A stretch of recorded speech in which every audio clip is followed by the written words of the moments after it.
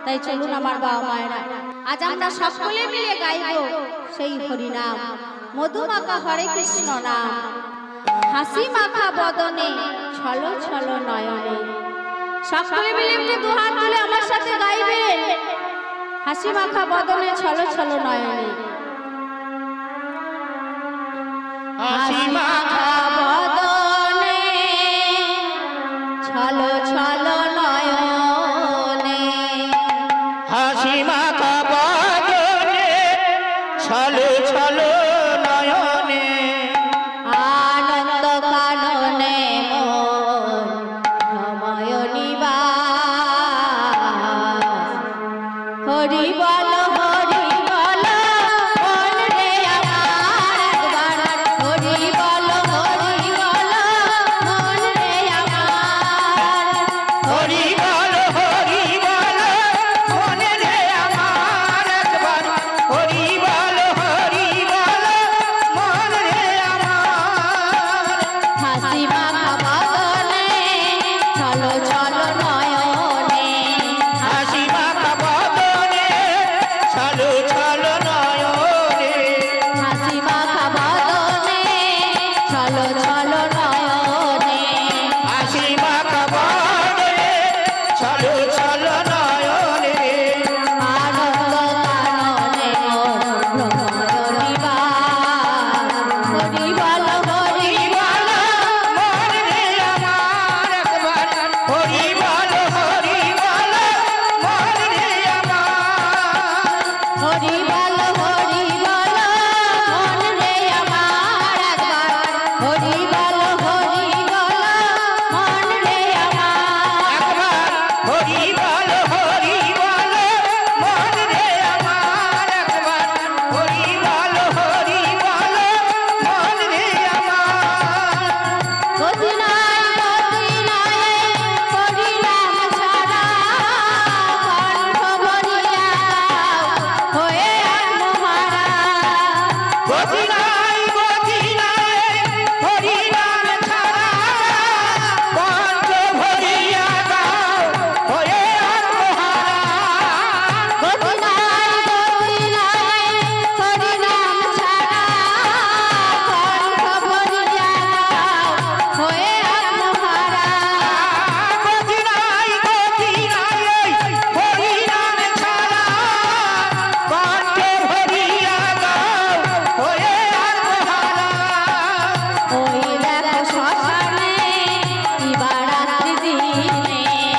ওই দেখো শ্মশানে দিবারাত্রি দিনে। ওই দেখো শ্মশানে দিবারাত্রি দিনে। ওই দেখো শ্মশানে দিবারাত্রি দিনে। পুরিতেছে মানুষে কত অহংকার। হরি বল মন রে আমার একবার। হরি বল মন রে আমার। হরি বল মন রে আমার একবার।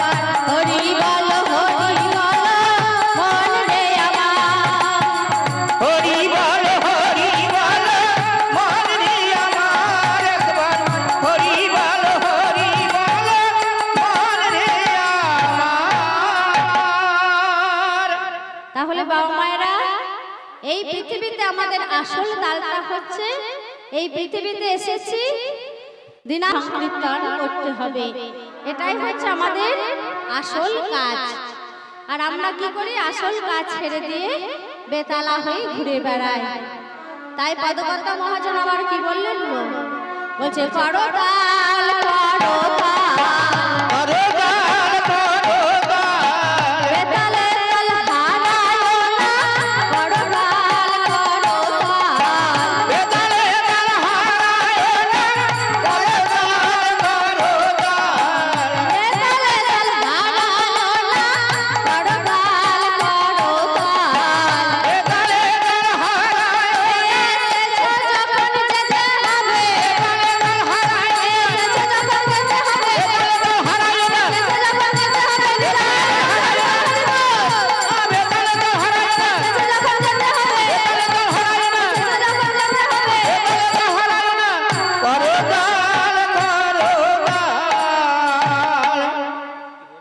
তাহলে বাবা মা আমাদের আসল তালটা কিন্তু ঠিক রাখতে হবে। আগেই বলেছি যে গৌরাঙ্গ মহাপ্রভু আমার একা নৃত্য করেননি, তিনি পঞ্চতত্ত্ব সঙ্গে নিয়ে তারপর নৃত্য করেছেন। তাহলে গৌরহরির সাথে আর কে কে নৃত্য করেছে গো? ওই যে নিত্যানন্দ নিত্যানন্দ নিত্যানন্দ রায়, নিত্যানন্দ নিত্যানন্দ নিত্যানন্দ রায়, নিত্যানন্দ নিত্যানন্দ নিত্যানন্দ রায়, নিত্যানন্দ নিত্যানন্দ নিত্যানন্দ রায়, নিত্যানন্দ নিত্যানন্দ নিত্যানন্দ রায়, নিত্যানন্দ নিত্যানন্দ নিত্যানন্দ রায়, নিত্যানন্দ আজ নিত্যানন্দ নাচে নিত্যানন্দ, নাচে নিত্যানন্দ, নিত্যই দাঁড়ানন্দ নাচে নিত্যানন্দ, নিত্যই দাঁড়ানন্দ নাচে নিত্যানন্দ, নিত্যই দাঁড়ানন্দ নাচে নিত্যানন্দ। নিত্যই দাঁড়ানন্দ নাচে নিত্যানন্দ, হরি হরি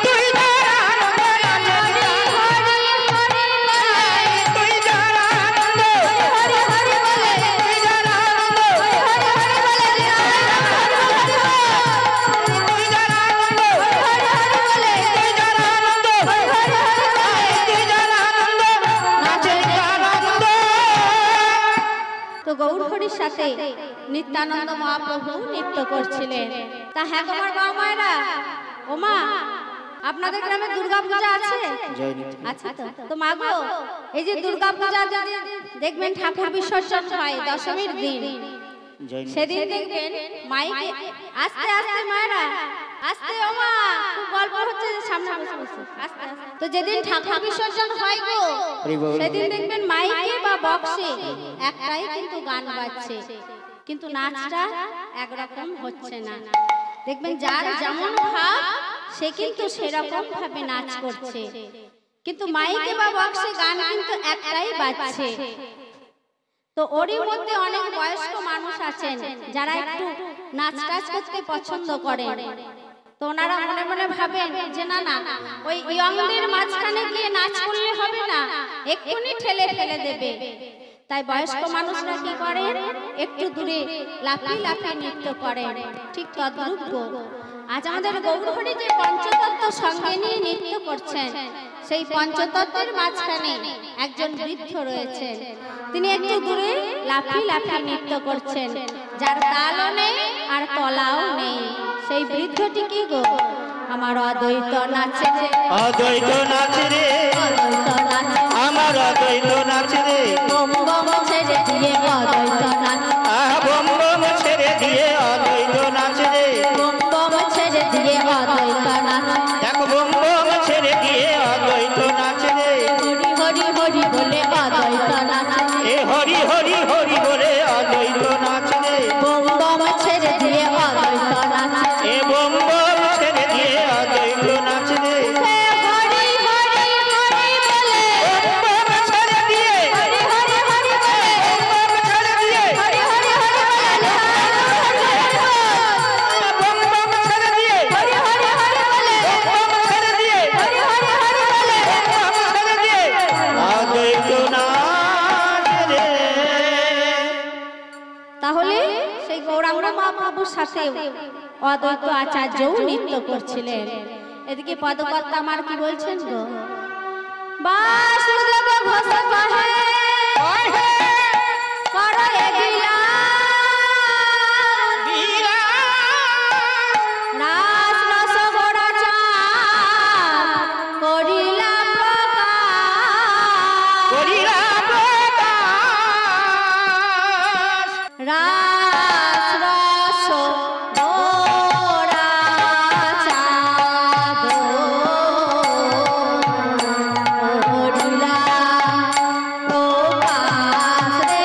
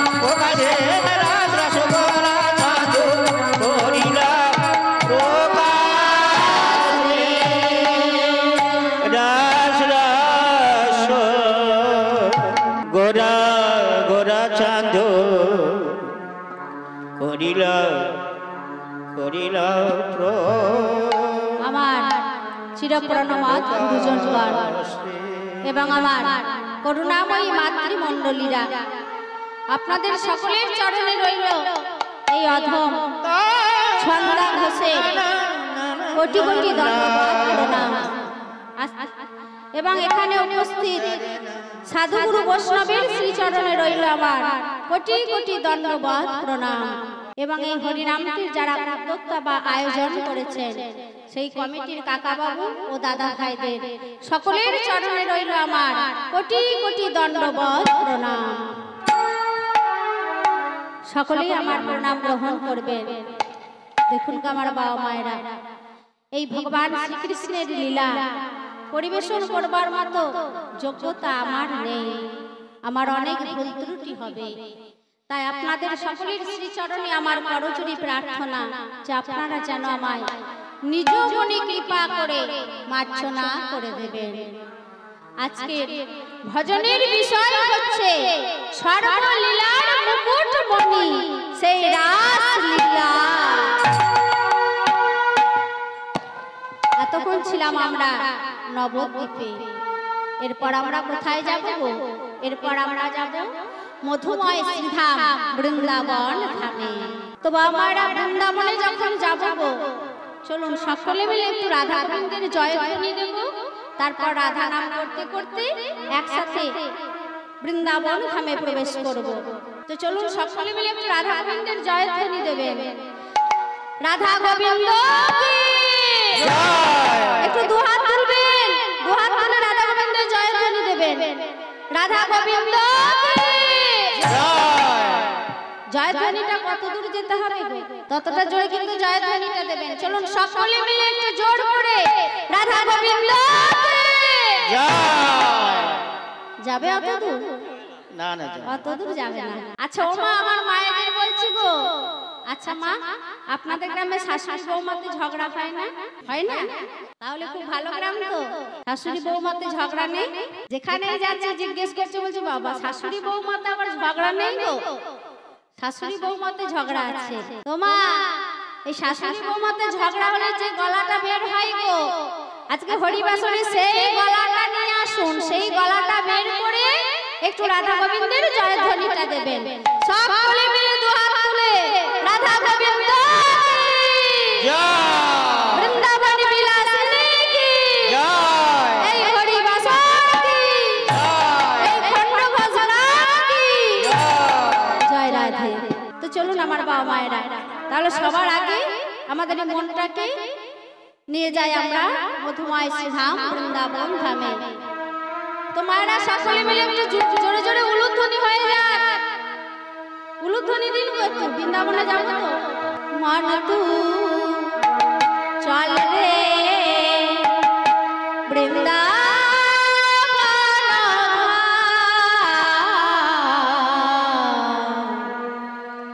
রাধে রাধে গায়েঙ্গে, ও রাধে রাধে গায়েঙ্গে।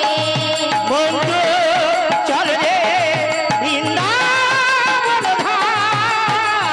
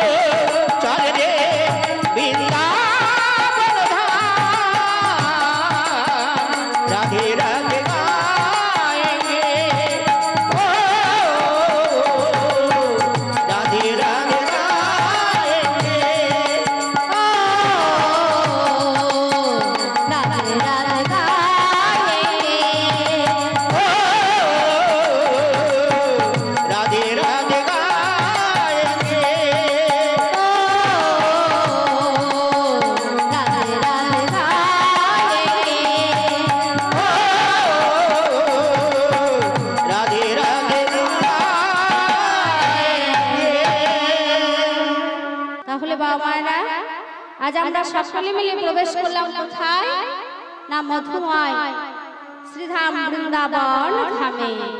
তো বাবা, আজকের ভজনের বিষয় হচ্ছে রাস। রাস কাকে বলে? রাস কয় প্রকার? রাস কোথায় হয়েছিল, কেন হয়েছিল এবং রাসের পরিণাম ফল কি? কোন কোন ভাষ্যকার বললেন যে রাস হচ্ছে 3 প্রকার। কি কি? রায়কার তালবস্য রাস, রায়কার মধ্যনস্য রাস আর রায়কার দন্তেশ্বর রাস।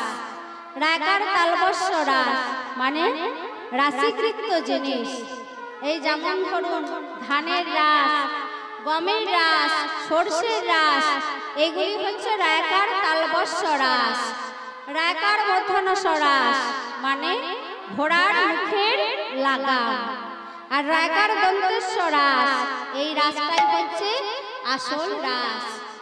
আবার কোন কোন ভাষ্যকার বললেন যে রাস হচ্ছে 3 প্রকার। কি কি? রাস, মহারাস আর নিত্য রাস। একজন গোপীলয়ে হয় রাস, বহুজন গোপীলয়ে হয় মহারাস, আর জীবে করে নিত্য রাস। রাস কাকে বলে?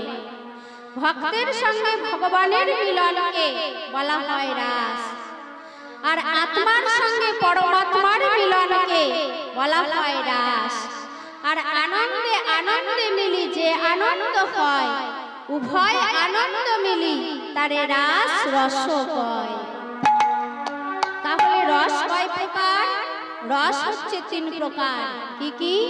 কামরস, প্রেম রস আর উজ্জ্বল রস। আর উজ্জ্বল রসে হয় রাস। তা হ্যাঁ গো আমার বাবা মায়েরা, আমাদের এই ভগবান শ্রী গোবিন্দ তিনি কেন রাসলীলা করেছিলেন গো? তার 2টি কারণ। একটা হচ্ছে গোপীদের মনের বাসনা পূর্ণ করার জন্য ভগবান শ্রী শ্রী গোবিন্দ আমার রাসলীলা করেছিলেন। আর 2 নম্বর কারণ হচ্ছে কামদেবের দর্প চূর্ণ করার জন্য ভগবান শ্রী শ্রী গোবিন্দ আমার রাসলীলা করেছিলেন। এই রাসের পরিণাম ফল কি? না রাসের শেষ অবস্থা হচ্ছে সমাধি। এই রাস প্রথমে কোথায় হয়েছিল গো? এই রাস প্রথমে হয়েছিল সেই গোলক বৃন্দাবনে। আর গোলক বৃন্দাবনে রাসলীলা দর্শন করে এসে একদিন দেবাদিদেব ভোলা মহেশ্বর আমার মাতা পার্বতীকে বললেন, ও পার্বতী, পার্বতী, আজ আমি তোমায় রাসলীলার বর্ণনা করে শোনাবো। তুমি শুনবে আর মাঝে মাঝে যেন ফু দেবে। দেখবেন গো আমার বাবা মায়েরা, গল্প বললে যিনি গল্প শোনেন তিনি যদি মাঝে মাঝে ফু দেন, তাহলে যিনি গল্প বলবেন ওনার খুব ভালো লাগে। এই যে আজকে আপনাদের এই হরিবাসরে হরিনাম সংকীর্তন হচ্ছে, আমার মায়েরা যদি মাঝে মাঝে উলুধ্বনি দেন, বাবারা যদি মাঝে মাঝে 2 হাত তুলে হরিধ্বনি দেন, তাহলে কিন্তু আমার খুব ভালো লাগবে। আমার মনে হবে যে বাবা মায়েরা আমার মুখে হরিগুণ কথা, কৃষ্ণ গুণ কথা মন দিয়ে শ্রবণ করছেন। তো যাই হোক, দেবাদেবী ভোলা মহেশ্বর আমার বলছেন আর মাতা পার্বতী আমার শুনছেন। পিছনে ছিল বাবা একটা বিরাট বৃক্ষ, সেই বৃক্ষের ডালে বসেছিল একটা সুখ পক্ষী। সেই সুখ পক্ষীও কিন্তু বৃক্ষের ডালে বসে বসে এই রাসলীলার বর্ণনা শ্রবণ করছিল। এখন হয়েছে কি, মাতা পার্বতী আমার শুনতে শুনতে আর ফু দিতে দিতে কখন ঘুমিয়ে গেছে। আর যেই না মাতা পার্বতী ঘুমিয়ে গেছে, অমনি বৃক্ষের ডালে বসে থাকা সুখপক্ষী লক্ষ্য করলো, একই পার্বতী তো ঘুমিয়ে গেছে, তাহলে পার্বতী যদি হু না দেয় তাহলে তো দেবাদিদেব ভোলা মহেশ্বর আর রাসলীলার বর্ণনা করবেন না। আর দেবাদিদেব ভোলা মহেশ্বর যদি রাসলীলার বর্ণনা না করেন তাহলে তো আমার আর শেষটা শোনা হবে না। তাই সেই সুখপক্ষী কি করলো না, পার্বতীর কণ্ঠ নকল করে হু দিতে আরম্ভ করলো। দেবাদিদেব ভোলা মহেশ্বর আমার বলছে, বৃক্ষের ডালে বসে সুখ পক্ষী শুনছে আর মাঝে মাঝে ফু দিচ্ছে। যেই না মা রাসলীলার বর্ণনা শেষ হয়ে গেছে, অমনি দেবাদিদেব ভোলা মহেশ্বর আমার পার্বতীর দিকে তাকিয়ে বলছে, কি পার্বতী তো অনেক আগেই ঘুমিয়ে গেছে। আচ্ছা, পার্বতী যদি ঘুমিয়ে গেছে তাহলে এতক্ষণ ধরে হু দিচ্ছিল কে? চারিদিকে খুঁজে বেড়াচ্ছে যে কে হু দিচ্ছিল। চারিদিকে দেখতে দেখতে যেই না দেবাদিদেব ভোলা মহেশ্বর আমার পিছন ফিরে উপরের দিকে তাকিয়েছে, দেখছে বৃক্ষের ডালে বসে রয়েছে একটা সুখ পক্ষী। আর সেই সুখ পক্ষী পার্বতীর কণ্ঠ নকল করে হু দিচ্ছে। প্রধানিত হয়ে গেলেন দেবাদিদেব ভোলা মহেশ্বর, ত্রিশূল হাতে করে বললেন, এই সুখ পক্ষী, সুখ পক্ষী, তোর এত বড় স্পর্ধা যে তুই পার্বতীর কণ্ঠ নকল করে হু দিচ্ছিলি আর আমার রাসলীলার বর্ণনা শ্রবণ করছিলি। শোন শোন সুখ পক্ষী, আজ এই ত্রিশূল দিয়ে আমি তোকে হত্যা করব। এই বলে দেবাদিদেব ভোলা মহেশ্বর আমার ত্রিশূল হাতে করে দৌড়াতে আরম্ভ করলেন। সুখ পক্ষী আমার যাচ্ছে উড়ে উড়ে, আর দেবাদিদেব ভোলা মহেশ্বর আমার ত্রিশূল হাতে করে তার পিছনে পিছনে দৌড়াতে দৌড়াতে যাচ্ছেন। এদিকে মা ব্যাসদেবের স্ত্রী মহামায়া দেবী, তিনি মাথায় স্নান করে চুল ঝাড়ছিলেন। হ্যাঁ গো আমার মায়েরা, আমরা যখন মাথায় স্নান করি চুল ঝাড়ি তখন আমাদের মুখটা কেমন থাকে গো? মুখটা দেখবেন হা হয়ে যায়, এভাবে চুল ঝাড়ি তো মহামায়া দেবী আমার এভাবে চুলটা ঝাড়ছিলেন। আর সেই সুখ পক্ষী আমার উড়ে উড়ে এসে মহামায়া দেবীর মুখের মধ্যে প্রবেশ ঢুকে তার গর্ভের মধ্যে প্রবেশ করে গেল। আর দেবাদিদেব ভোলা মহেশ্বর আমার ত্রিশূল হাতে করে দৌড়াতে দৌড়াতে এসে দেখলেন যে ওই সুখ পক্ষী একজন ব্রাহ্মণ রমণীর গর্ভে প্রবেশ করেছে। আর এমতো অবস্থায় আমায় যদি ওই সুখ পক্ষীকে হত্যা করতে হয়, তার আগে আমাকে ওই ব্রাহ্মণ রমণীকে হত্যা করতে হবে। আর নারী হত্যা মহাপাপ। না না, আমি তো জেনে শুনে পাপ করতে পারবো না। তাই দেবাদিদেব ভোলা মহেশ্বর আমার ত্রিশূল হাতে করে ফিরে এলেন। আর বাবা মায়েরা, সেই সুখ পক্ষী সুখদেব গোস্বামী হয়ে 18 বৎসর ধরে মাতৃ গর্ভে ছিলেন। যেই না 18 বৎসর পূর্ণ হয়ে গেছে, নারায়ণ দৈববাণী করলেন, সুখদেব, সুখদেব, ও সুখদেব, সুখদেব, তুমি এখনো মাতৃ গর্ভে? 18 বৎসর পূর্ণ হয়ে গেছে, এবার তুমি মাতৃ গর্ভ থেকে ভূমিষ্ঠ হও, তা না হলে তোমার মা মারা যাবে আর তুমি এই জগৎবাসীর কাছে মাতৃ হত্যার পাপে লিপ্ত হবে।